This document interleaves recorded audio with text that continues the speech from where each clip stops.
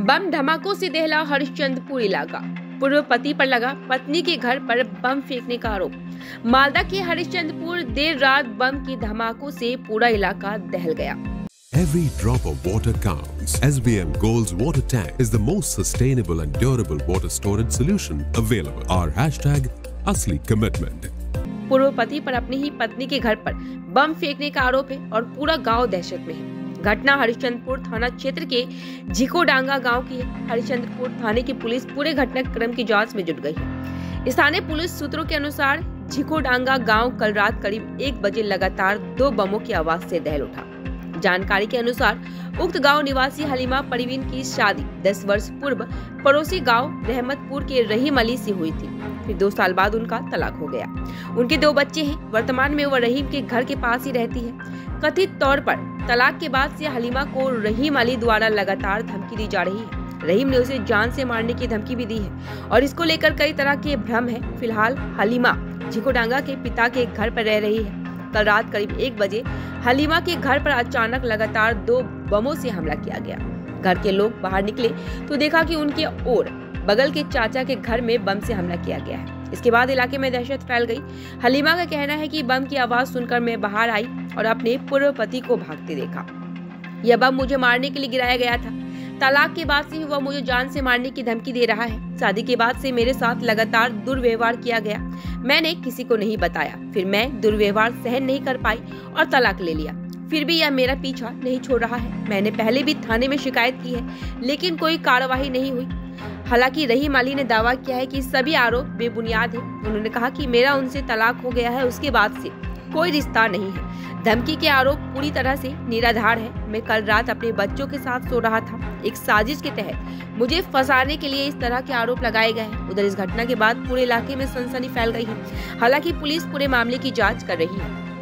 ওই বোমা প্রথম বোমটা ফেলেছিল কিনা তো সবাই জাগলো। জাগার পরে দেখছি যে ওখানে জান্নাতে দেখলাম আরো 2-3 জন ছিল। আমি ওকেই দেখতে পেলাম। কে সে? চিনতে সে রহিমা আছে।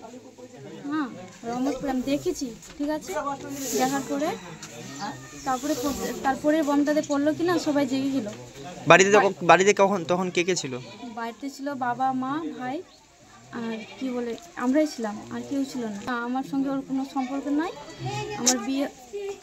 আমার বিয়ে হয়েছিল কিনা ডিভোর্স হয়ে গেছে, ছেড়ে দিয়েছে। কতদিন আগে বিয়ে হয়েছিল?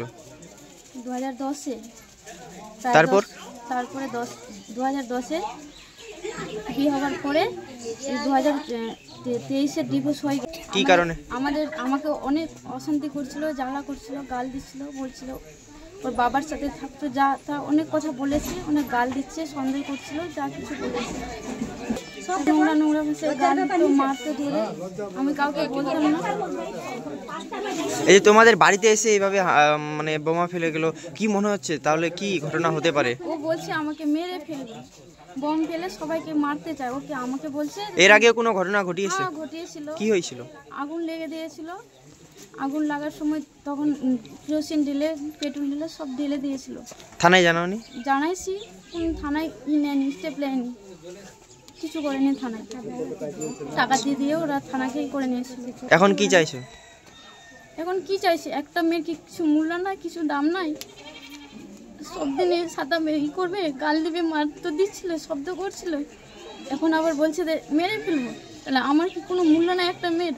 যা করবে কি করবে করে না। পুরার কথা বলেছে, ঘুমিয়ে দেখায়, মাসিকে ফোন করে বলেছে যে বেসুরার মতো ওখানে মেরে ফেলবো তোদের বাড়িতে। অনেকগুলো বলেছে। এই যে বোমা ফেলেছে এই নিয়ে থানায় অভিযোগ করবেন? হ্যাঁ, অভিযোগ করবো। কিরকম বাঁচবো তাহলে? কি নাম আপনার? হালিমা। বাড়ির চিকোডাঙ্গা। মিথ্যা অভিযোগ দিচ্ছে। আমরা ওগুলো তো কোনো নাই। ও আমার বিয়ে করেছিলাম ওখানে, ও আমার নিজের মতো ডিভোর্স নিয়ে নিয়েছে। আমি ছেলে মেয়ে গেলে করে আমি থাকছি না। এগুলো মিথ্যা অভিযোগ। আমি তো মেয়ে গেলে ঘুমিয়েছিলাম রাতের বেলা। মেয়ে ছেলে গেলে আমরা এখানে থাকছি, আমি করে মিথ্যা অভিযোগ দিচ্ছে। ও তো নিজের মতো ছুটে গেছে। আমি ছেলে মেয়ে গেলে এখানে থাকছি। মিথ্যা অভিযোগ দিচ্ছে ওরা।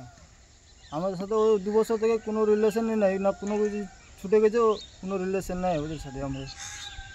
না, আমার স্ত্রীর সাথে কোনো অভিযোগ কেন, ওদের সাথে আমার কোনো কন্ট্রাক্টই হচ্ছে না।